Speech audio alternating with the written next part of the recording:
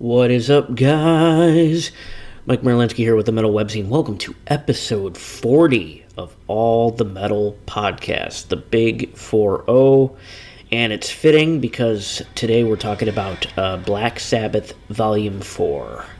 This will be the fourth installment of the new Sabbath series. We're giving Jason Doom the night off, and we will be conducting this episode with a new co-host, someone I haven't had on the show yet, but who has been a member of the Metal Webzine for about the past year. And I'm talking about Rylea Howe of Rochester, New York. She is a valued contributor here at the zine. She's something of an activist, as you'll hear after we give her a call. And huge Sabbath fan. And pretty sure Volume 4 is her favorite Sabbath record. So that's why I wanted to include her on the cast. So I'm going to give her a call, and we're just going to see how this whole thing plays out. It'll be a pretty interesting episode. Pretty spirited. A lot of ideologies will be thrown around that we haven't really talked about on the show before. But just strap yourselves in, because it's going to be a fucking ride.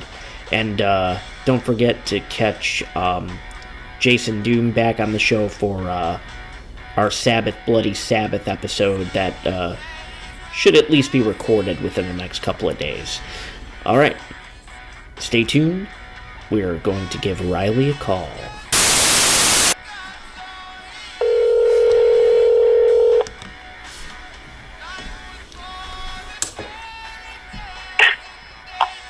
Hello.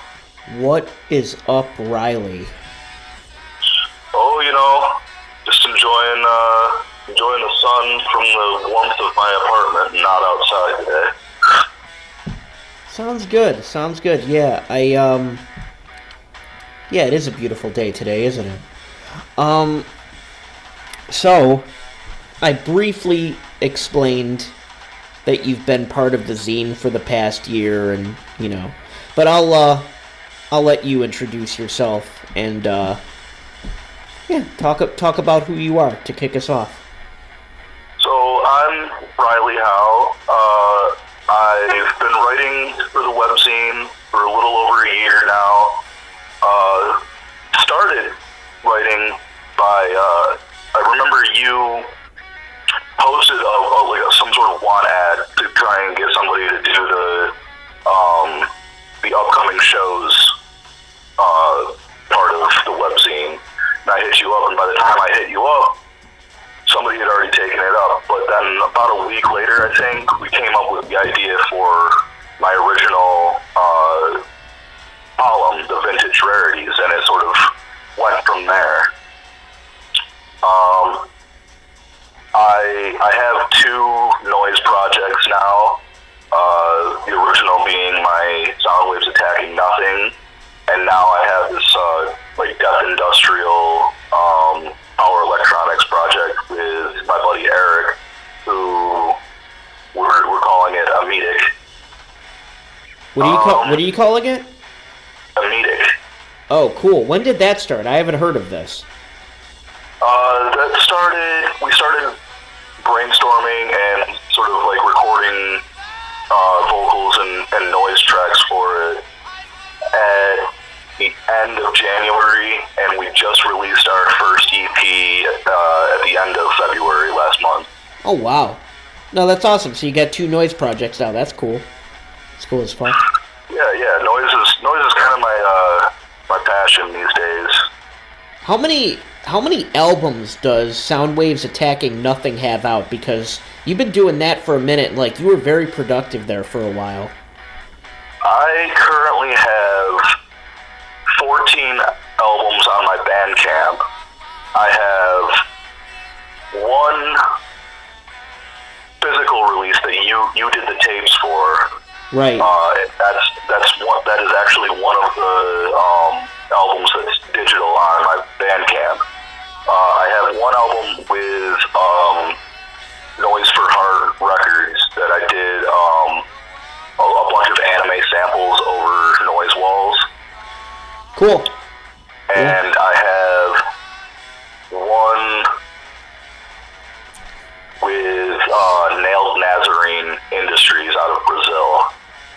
Oh wow, I didn't know about that one either. That's crazy. So you've been really spreading the noise wealth around. Holy crap. No, that's great. I didn't know that you had like two different forms of representation. Well, for at least like a couple releases, not like anything concrete or retained, but no, that's awesome. Right.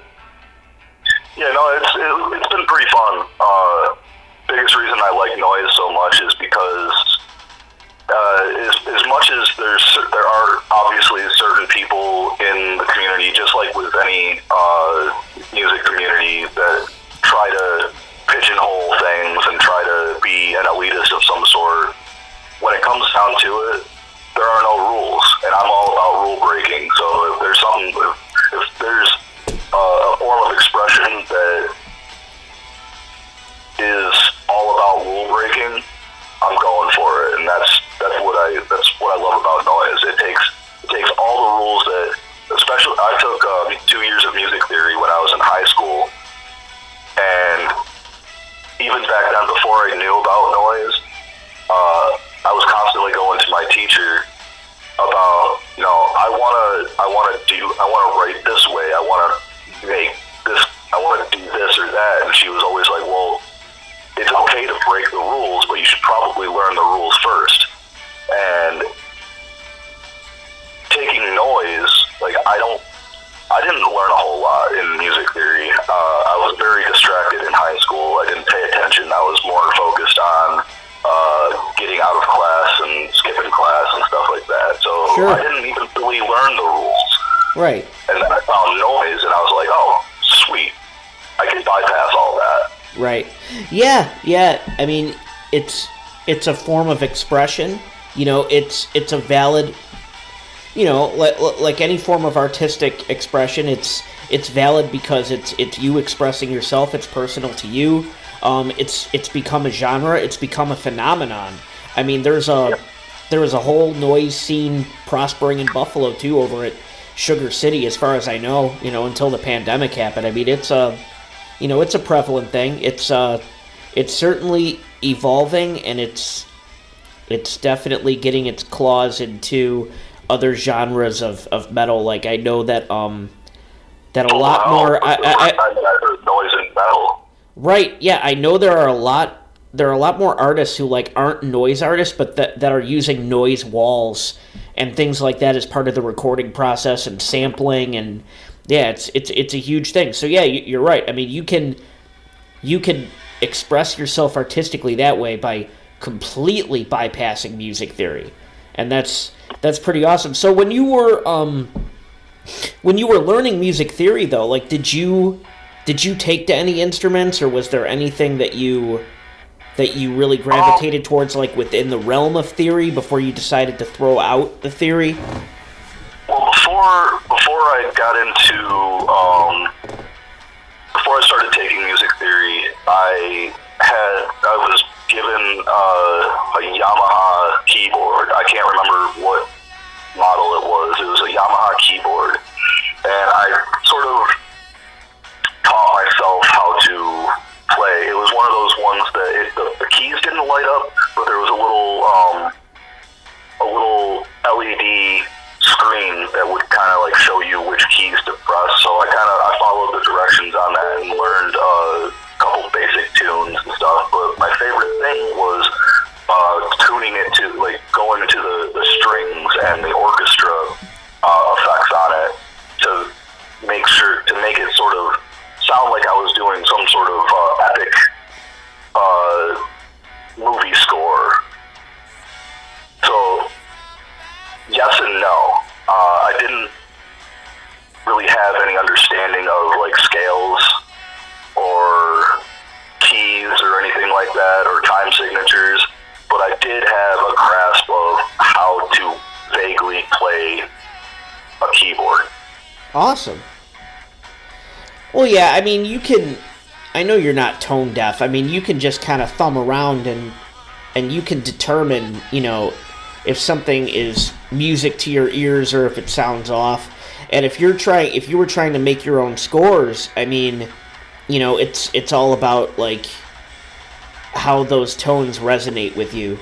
Like when I go to come up with a melody, like I just noodle around until I find something that speaks to me almost. And you have that natural intuition as well, even if, a lot of people say, noise doesn't take any talent, or, there are no musicians in the noise scene. But I mean, that's something I know about you specifically. Like you have that intuition about you, like you listen to a lot, and you produce a lot.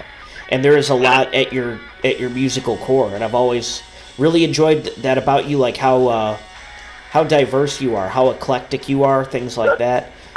Music's been a part of my life since before I was born.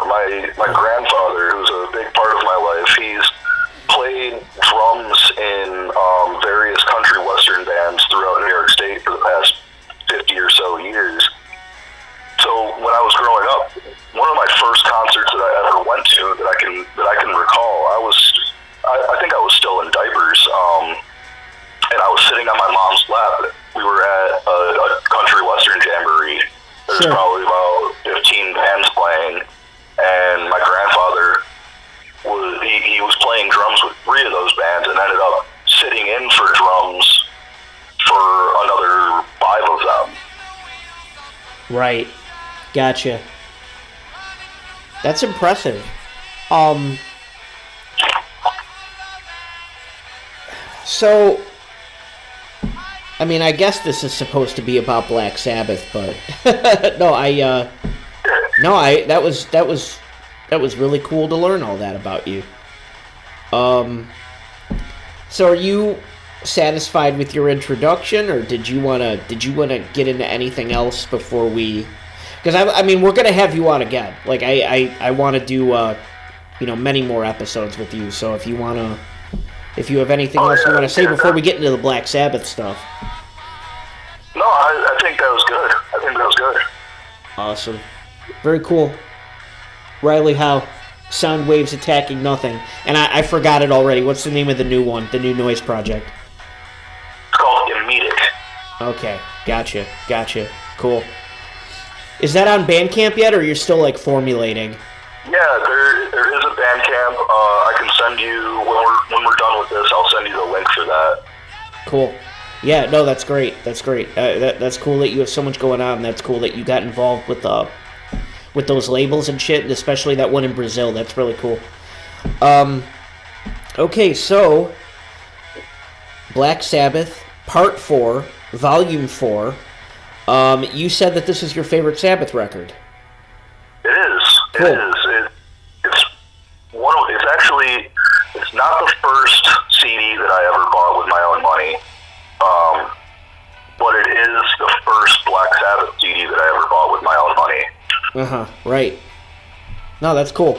Yeah, when you told me how much this album means to you, like I really wanted to make you a part of this, and I'm doing a bit of a rotation now. Like I've got a handful of co-hosts that are going to do like the 20-part thing that we're doing. So I'm excited, man. So what is the first thing that pops into your head when you think about the record? Well, the first thing that when somebody says Black Sabbath Volume 4, it's kind of like a trifecta with me. It's loss of innocence, pain, and addiction are really the 3 things that I think of when it comes to this album. Right. Yep. Yeah, this was the big Coke album. Yeah. The big shout out to the Los Angeles Coca-Cola Company. No, that's yeah, I mean this is an album founded by cocaine, fueled by cocaine. Absolutely. But the end and result. Around the time that I really started listening to it, I was personally going through a lot of addiction, a lot of pain from addiction. So listening to it all the way through for the first time, I think I might have heard.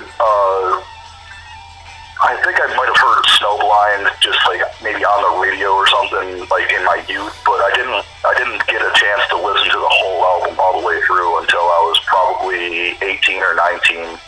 Sure. And at that time, I was doing a lot of cocaine. I was taking a lot of pills. I was drinking very, very heavily.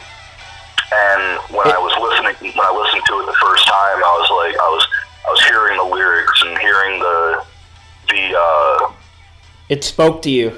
Yeah. It did. I heard the pain of what I was feeling, and it was one of the first albums that kind of spoke to me on that kind of level. There's a lot of albums before that spoke to me, but not on the level of I'm in pain because of this reason. Yeah, and you know, it's interesting for you to look at it that way, to look at the final product that way, because when they were recording this album, they were feeling fucking great. Like, they were not in pain. Like, they had discovered a new drug here in America. They were recording in Bel Air. Tony Iommi was producing for the first time.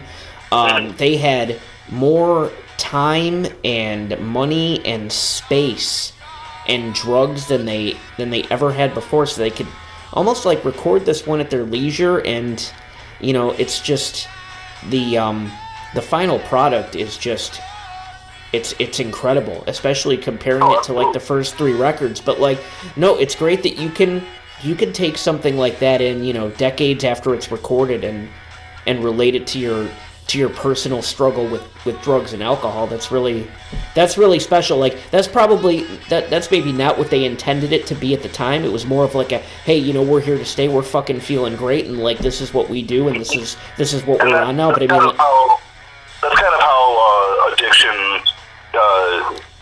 when I look back on things, that's how it starts, right? Yeah. You're feeling great. It's fun. You're partying, but then all of a sudden the party turns into a lifestyle, and it's the lifestyle that causes the pain. Right. Yeah, that's right. Downward spiral. That's right. I know a lot of people who have lost their lives to it. So, right on, for sure. So, I'm trying to eliminate, with this next one, like, I'm trying to eliminate hindsight bias, because, like, you know, you could say it's a different album, it's a different sounding album because, you know, Tony Iommi produced it, or they recorded it in America, or, you know, they were a bigger band at this point, and they had, you know, all these luxuries and, you know, money that they didn't have before.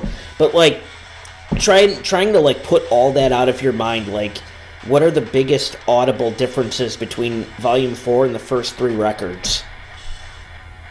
Audible differences, hands down, it's faster paced, and I don't know if I'm saying this right, but the drumming was a little bit more jazzy. It was like, when you listen to the drums on this album, I hear a lot more jazz influence than the other 3 albums. Yeah, a lot of the fills and a lot of the just the kick and snare drum work, different patterns, like on the downbeat, on the upbeat, and yeah, I hear what you're saying, because I think by that point they were really trying to experiment a little more and really flesh out their sound, because they had 3 records behind them in a very short amount of time. So from February of 1970 until the summer of, I think this one came out in the summer of 72. So, like, up until that point, like, you know, not even 2 years, or just a little over 2 years, they're about to drop the 4th album. So, like, I think they just wanted to show off a little more, and, you know, that was the cocaine, and that was the money, and that was, you know, but not only that, but it was also about outdoing themselves and trying to live up to their own hype and surpass it. Yeah, they also had a little bit more. I think they had a little bit more freedom to do what they wanted to. Right. They weren't constrained to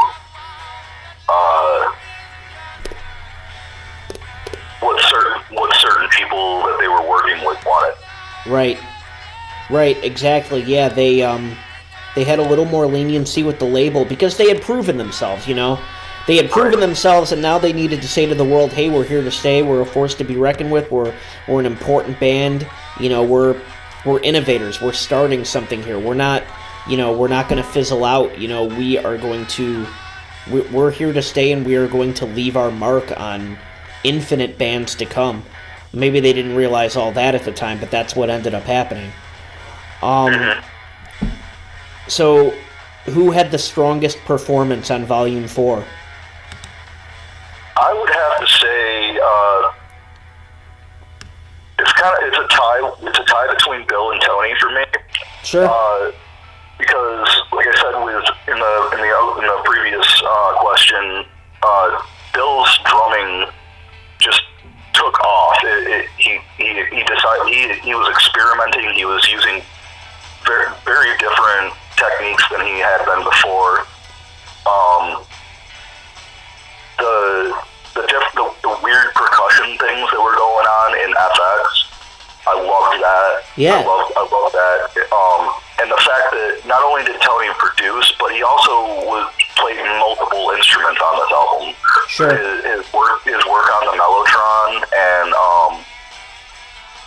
I can't remember what else he was playing, but it wasn't just playing guitar on this album. You're right. Yeah, I think he was further developing his personality as a guitar player instead of just writing songs. And, you know, they were innovating the drop tuning thing, you know, playing in C# standard when no one else really was, and they were, you know, known as the Dark Princes of Downer Rock by this point, and, you know, cultivating not only the doom metal sound, but just like Tony Iommi was crafting the Tony Iommi sound. So it was a very, I think every riff by the time they reached the level of fame and the level of confidence that they had by Volume 4, I think Tony's big thing was just to really discover himself as a guitar player and just explore the shit out of that. So, like you said, they had more freedom this time around. So they were like, they were really trying to find themselves and like the musicians that they would be for the rest of their lives. That was really interesting to hear the evolution of the band. So, we usually, about halfway, we usually plug our favorite record stores. So I'm just going to go ahead and say it again. So, Music Matters, Cayuga Drive, Niagara Falls, New York, owned by Robert Burke.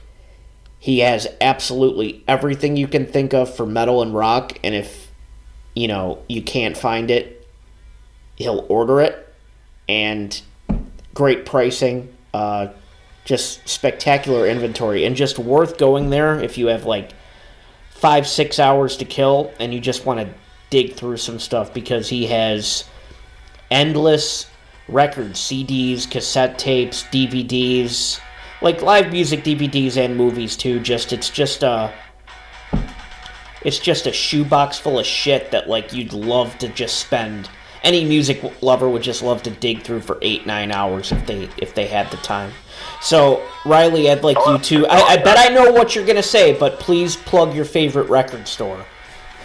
You probably do know what I'm gonna say. I'm gonna say it is Record Archive here in Rochester. Fucking awesome.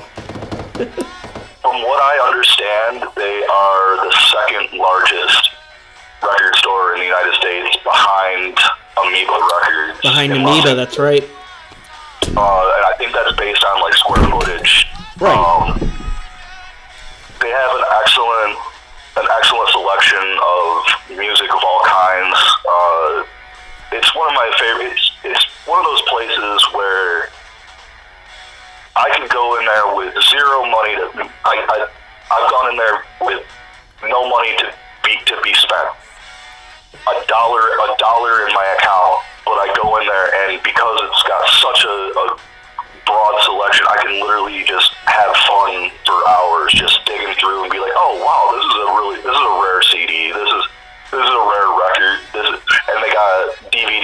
just it's like you said, but they also have the backroom lounge, which until the pandemic hit, the first Tuesday, I think it was the first Tuesday of every month, they would have Metal Meltdown. They would have a local band from Rochester and its surrounding areas come and play a 30-minute gig, and it was such a weird experience because most people are used to going to metal shows and there's mosh pits and beer spilled on the floor and it's crowded and stuff, but you go to Metal Meltdown and you might have Gutted Alive playing, but everybody's sitting down in their seats, sipping their beer, having a good time. Like, it was such a different atmosphere than what you expect from a metal show, and that's what I loved about it. Right. And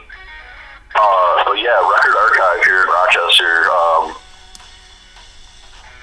I'm not sure the address of it or who owns it. I just know all you really got to do is Google Record Archive and it'll pop up. It's like the first thing that pops up. Yeah, it's yeah, I loved going to shows there, and I hope to again. I liked hanging out at that lounge even if there wasn't a band playing. It was such a cool thing to have in the back of a record store. And you're right, yeah, it's a huge record store, huge selection. I went, they have this like maze in the back there because I was looking for cassette tapes. I went into this back hallway and I just found this labyrinth of, long, cassette cases, like just long boxes filled with cassette tapes. And, I just spent hours just, filing through those. And it's just, and I love how they have just piles and piles of mystery bags. So I used to buy they have those bags like with like random characters like affixed to them, and like it'll say $5, $10 for a bag of tapes, a bag of CDs, and a lot of record stores do that. But like Record Archive had a great selection of those the last time I was there, and I remember just buying a bunch of them and just I would bring those to like the Metal Webzine showcases, like our shows, and I would just line them up on the table and just give those out to people as like parting gifts as they left. There's just a really cool store, really cool vibe in there.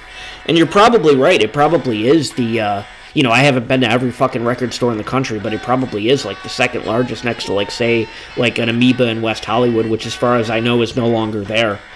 They were going to move. They're probably reopening in a smaller location after the pandemic, as far as I know. That makes sense. That's unfortunate, too. Right. Yeah, I mean, they were about to move before the pandemic, but I think, like the pandemic just threw a monkey wrench into the gears. Like, they had to shut down where they were and then figure out that move. So, I don't know. It's just, it sucked for everybody, especially artists. Yeah, absolutely. Okay, so, Black Sabbath, Volume 4, your favorite song, your favorite riff, and your favorite lyric. Okay. So my favorite song, lyrically, we're talking about St. Vitus's Dan. Sure. My favorite lyric in that is, if I were you, I'd try again. She only thinks of you. You know I'm talking as a friend. That, I think, can speak to anybody that has experienced any sort of it's a breakup song. It's a hindsight song. It's something that you can not only attribute to relationships, you can attribute it to friendships, you can attribute it to so many different things in life. That lyric and this song in general. Sure. Instrumentally, because I can't just pick one favorite song on this album. Right. It's hard. It's hard to ask of anybody. Instrumentally, favorite song is Supernaut. Cool. I think that song just it starts off hard and it blew my mind the first time that I heard it. Yeah, it's an upbeat one. And I think for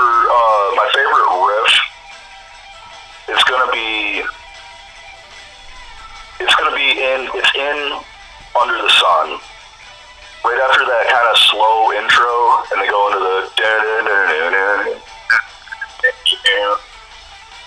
right. That's my favorite riff right there. That right on.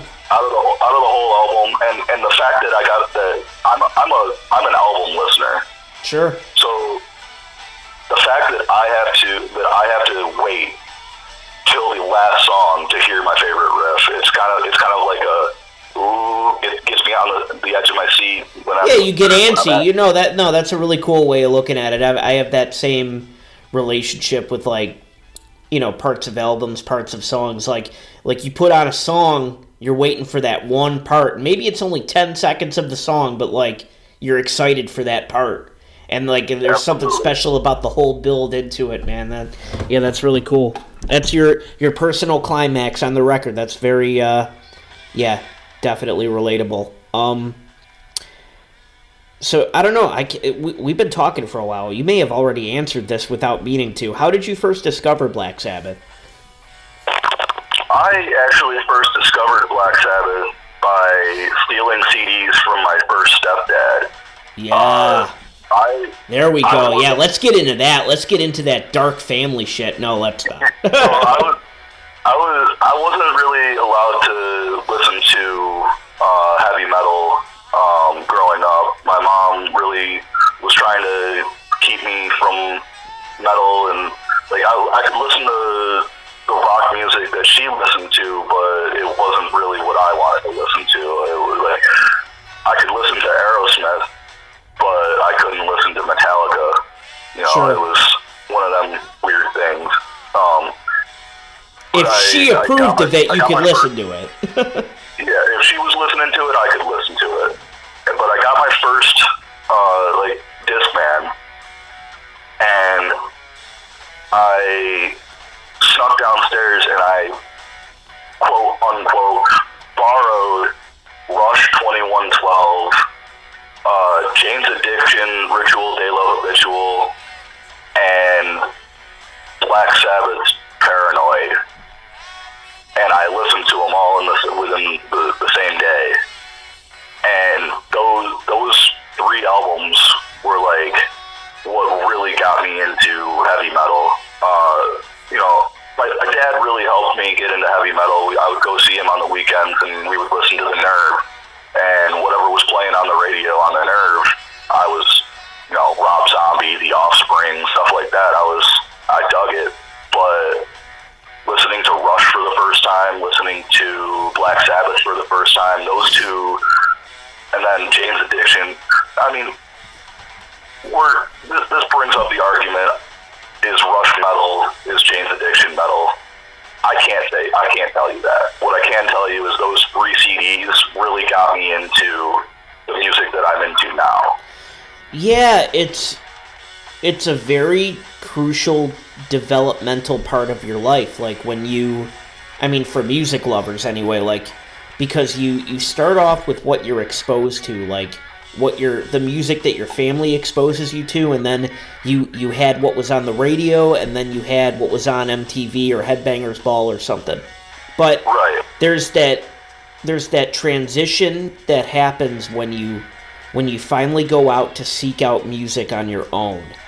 And those first few bands that you find that you like, when you're finally out searching for music on your own, like, those usually end up sticking with you. Like, that's how it was for me about 20 years ago when I first discovered file sharing, because that was the first time I really, like, got deep into these European bands that, like, That's a very similar thing for me. When I first discovered death metal, I was given a burn CD by this kid, Zach, and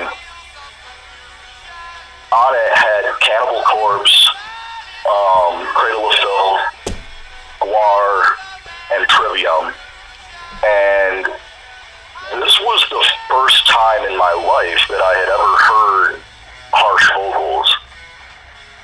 When I heard Danny Phelps time, I shut the CD off and turned all the lights on in my room. I was like, what the fuck was that? What was that? Right. And so, and then I found out about LimeWire and Frostwire, and I just, I didn't know what to type in, so I just typed in death metal, and that's how I found out about death and Chuck Schuldiner and things like that. So file sharing really did help expand my horizons. Right. Yeah, I don't remember the first time. I don't from my family. Right. Sure. I don't remember the first time I heard harsh vocals, but I do remember the first time I ever heard death metal vocals, like gutturals. And that was, I think, it was late. I think I was 16. And the first death metal record I ever heard, I'm going to get crucified for saying this, but I didn't hear a death metal record until I was 16. And the first one I heard was Litany by the Polish band Vader. And I hated it. I fucking hated it. But then like a month or two later, I fucking listened to it again. And I was like, okay, maybe I should do a little more research, because, now that my ears and my mind have adjusted, it's not so bad. And I ended up finding a ton of death metal that I like. I love Scream Bloody Gore by Death, of course, and I love Eaten Back to Life by Cannibal, and the first Deicide record is really good. That's the self-titled one? Yeah, the first Deicide record is really good, but it took me a while. I mean, I've gotten into a ton of death metal since then, but those were the first four. The next three after I heard that Vader record, and then I did some research. But the first time I ever heard fucking gutturals, I was totally turned off by it. But I was also coming off of the default bands that we listened to at high school. I still love Metallica, but back then I loved Metallica. I loved I had a new metal phase. I remember liking Korn. In the late '90s, I remember liking Korn. Middle school. Right. And I liked a lot of the shit that was on the edge in the late '90s too. A lot of the grunge that had come out of Seattle 5 years earlier, 5 to 10 years earlier, the Pearl Jam and the Alice in Chains and the Nirvana and shit. I liked a lot of that stuff too before I was transitioning into metal. Mm-hmm. Yeah, I don't know. But it's sorry to go off on a tangent, but when you brought up when you brought up hearing harsh vocals for the first time, I just remember hearing that Litany record and being like, what the fuck? It sounds like a fucking toilet flushing. But then it ended up being such a huge part of my life, and I do vocals now, and I love gutturals now. Yeah, when I first heard it scared the shit out of me. Mm-hmm. But I went back a couple days later, because just like with me in horror movies, I started looking for stuff that scared me, and that's kind of something that sticks with me today. For the first time in a while, I listened to an album recently that I think it actually was from a band here in Rochester, Undeath. I listened to this album, and I was like, wow, I'm scared. I'm scared to I've met these people, but in my head, I try to place myself not knowing the man behind the curtain type deal. Just listen to the music and let myself feel how I'm gonna feel, and I'm fucking scared, dude. This is scaring the shit out of me right now. I love it. Right. Yeah, I mean, it definitely, it provoked the reaction. It made me feel alive, but it also really turned me off to it. But then once I delved deeper into the genre and I really started to learn all the different types of metal and all that, 25 years ago, I I realized that I was just learning. It's like, if you're really into music, the more music you learn, the more you learn about yourself. Like, does that make sense? Like, yeah, so that's what it was. It was like, it was fucking growing pains, man. It was cool. I loved it. I loved the whole experience of it. So, thinking about the first Sabbath album, the self-titled and then Paranoid and then Master of Reality, like, is Volume 4 a step forward or a step back from the first 3 records? This is definitely one of those things where it's a matter of opinion. I am of the opinion that it's a step forward. It's an evolution of their sound. Yep. It's not something that they're not losing any musical ability in this. They're not sacrificing any musical quality. They're starting to experiment more, and I'm of the very strong belief that experimentation is an evolution of your sound. Right. Yeah, and then it's subjective, you know, it's up to the listener, like, the band is evolving, do I like these changes or not? And for me, like, I love, you know, Sabbath's not even one of my favorite bands, but, like, I was trying to think of bands to do a whole series on, like, to do a whole series on one band, and, like, Black Sabbath is the perfect band for that. But, like, you know, because they have so much history and so much material and they influence so many. But, like, you know, I don't think there's a single Sabbath album that I don't like.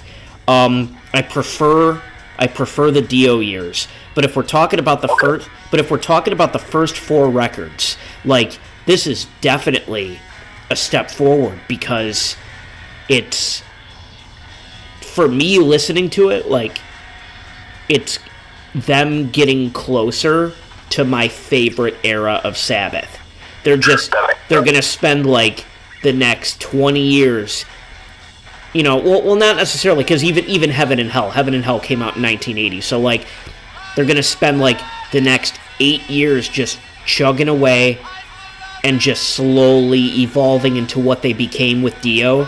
So that's what I hear when I listen to Volume 4. It's like that, it's just sitting back and watching that natural progression just unfold before your eyes, and it's great to just sit back and look at these 19 albums. They did a lot more, you know, but I mean, I'm just talking about the studio albums. So, like, you just checking out all 19 albums in order and just, you know, chronicling it and observing that natural progression of the band. Hearing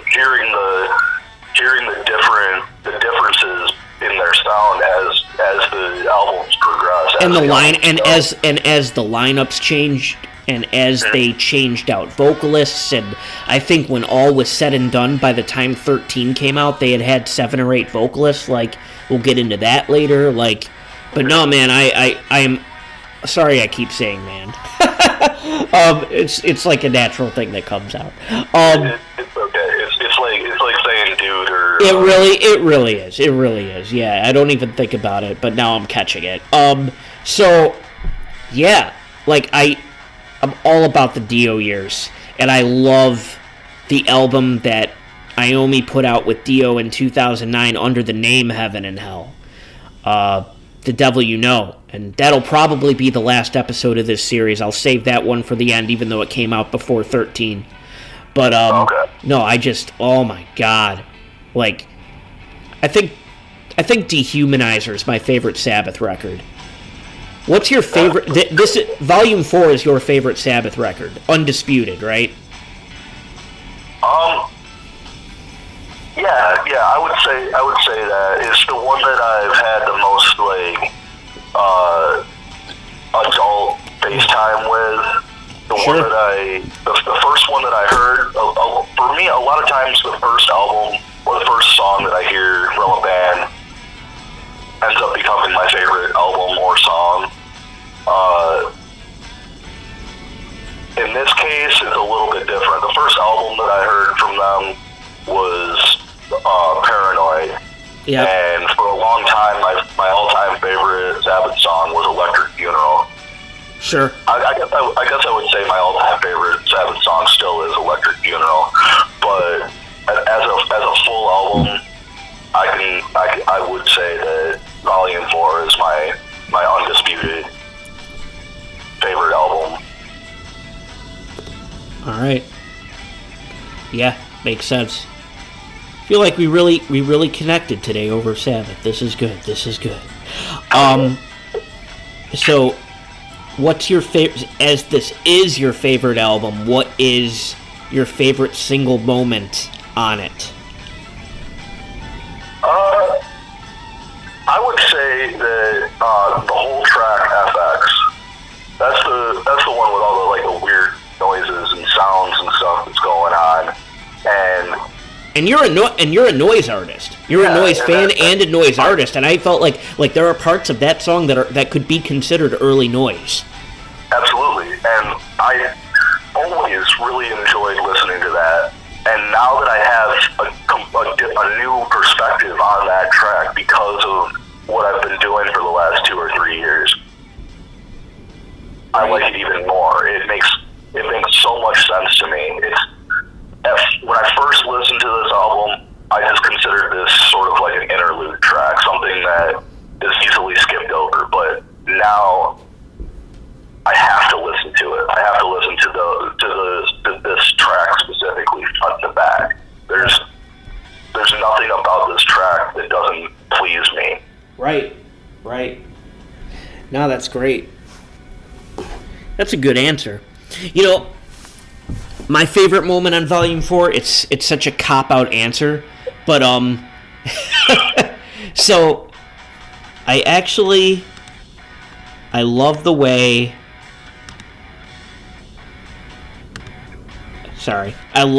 that Wheels of Confusion starts, like the first couple notes. And I get that, that it sounds like a cop-out answer because it's like the first few seconds of the first track. But here's what I do, and try to picture this. So I usually listen to it very early in the morning because it has that dragging, almost lounge feel to it.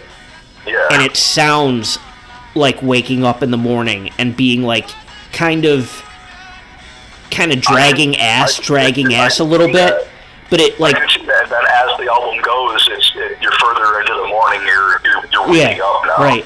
Well, even after the intro in Wheels, it goes into that dun dun dun dun dun, and that's when my heart starts pumping a little faster. But I love listening to Wheels of Confusion in the morning because that intro is the perfect, especially in the summer, a hot, boggy, summer morning, and you don't feel like getting out of bed. It's a whole experience. And you can be sober, stone sober to experience it. It's crazy. So yeah, and then finally, so. I like to ask this question because it's curious. I'm always very curious as to what people would do in this situation. So, say you're going to be exposing someone to Black Sabbath for the first time, but you have to choose a song from Volume 4. So, which song would you choose to be somebody's first Black Sabbath experience? See, that one that one threw me for a little bit of a loop because generally I'm not showing anybody Sabbath from Volume 4 for their first Sabbath song. Because I've been in that situation where somebody's like, I've never listened to Black Sabbath before in my life. I usually show them something from either Sabbath, Bloody Sabbath, or Paranoid. Right. But off of Volume 4, I think Under the Sun would be the song that I show them. Because it's a very strong closing song for an album. And like I said, it's got my favorite riff on the album. It's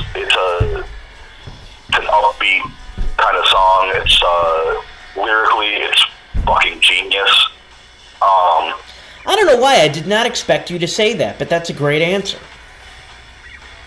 Well, I had thought about saying Tomorrow's Dream, but I thought about it a little bit more, and I was like, no, Under the Sun, for me personally, just makes a little bit more sense. Sure. Yeah, I don't know.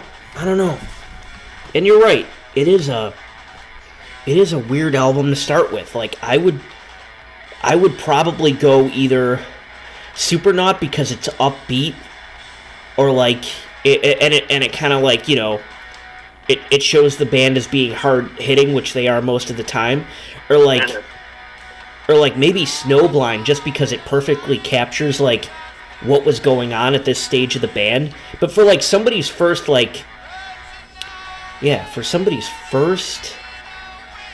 Sabbath experience, Yeah, if we're talking about somebody who's listened to Black Sabbath before, but they have listened to Volume 4, I would definitely choose like Supernaut or Snowblind. Like, probably Snowblind because, you know, you're like, hey, this is a cocaine album.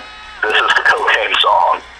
Yeah, I mean, and that's how I look at like Sweet Leaf on like Master of Reality. Like that's like, that became like the weed anthem of metal, and like Snowblind on the following album became the cocaine anthem of metal, or at least it would evolve into that. So yeah, I don't know.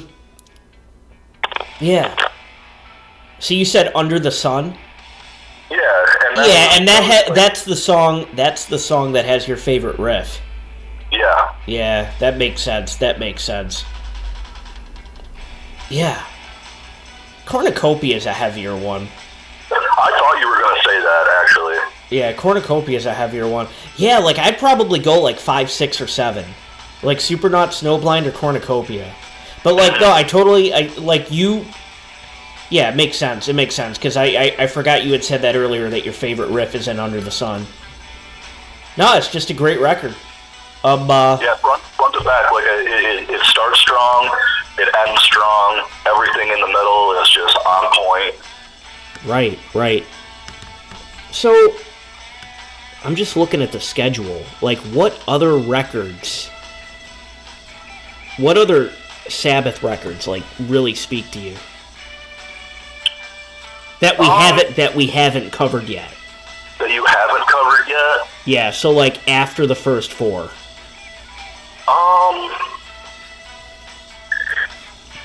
Probably, I really dig Technical Ecstasy. Yeah. Yeah, that was something that when I lived alone for the first time in my life, I had this kind of goes back to file sharing. I had downloaded all of Black Sabbath's discography. Sure. And there was a minute there that I was just playing the first 4 albums, and I kind of like went into it, and I was like, well, why do I only listen? There's so many albums in this file right here. Why don't I listen to let's just pick one? And I was like, Technical Ecstasy. Well, that sounds different.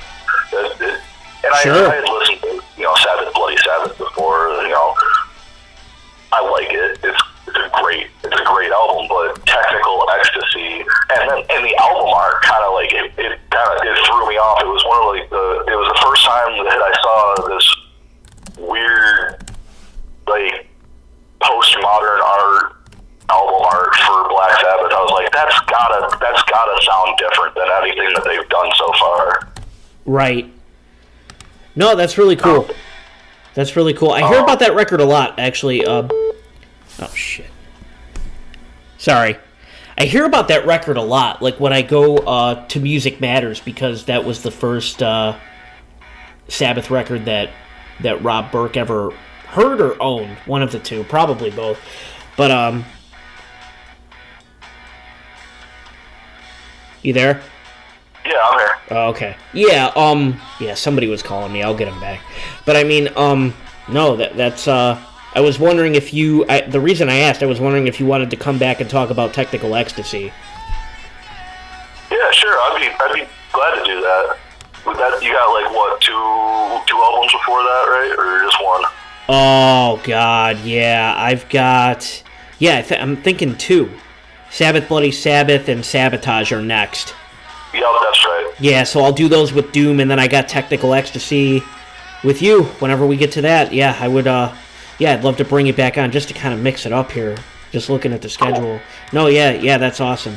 And that's, that'll be interesting for me because that's one of the few that I'm not all that familiar with, but I hear about it a lot, so I'm going to start digging into that one soon. Awesome, yeah. No, it's one that I haven't listened to in probably a good, 3 years, but I'll also start digging back into that and refreshing up. I guarantee you the first song that I hear from it, I'm going to be like, oh, yeah, bringing back all these memories. Yep. Yeah, Sabbath, for sure. Sabbath is one of those bands that when I listen to their songs, there's memories associated with these songs because they were one of my favorite bands growing up. When I finally found them, I fell in love with them. Yeah. And I tried to, every time I went to a party, I would sneak in a little bit of Sabbath here and there. I would make sure that wherever I was, I had vintage Sabbath shirts that my dad would find at thrift stores and he'd bring home for me. So I was wearing Black Sabbath shirts. I was one of the few kids in my high school that had Black Sabbath and Iron Maiden shirts and stuff like that. So there's always any Sabbath record that I've listened to has memories to it. Yeah, I mean, that's one of my favorite parts about listening to music, actually, because you can hear, not every song I listen to, but, most of the music I listen to, because I listen to a lot of music on the road, in the midst of my travels, so if I hear a song, I'll remember that day, that place, what I was doing, what I was thinking, who I saw, and, everything associated with that initial memory, so...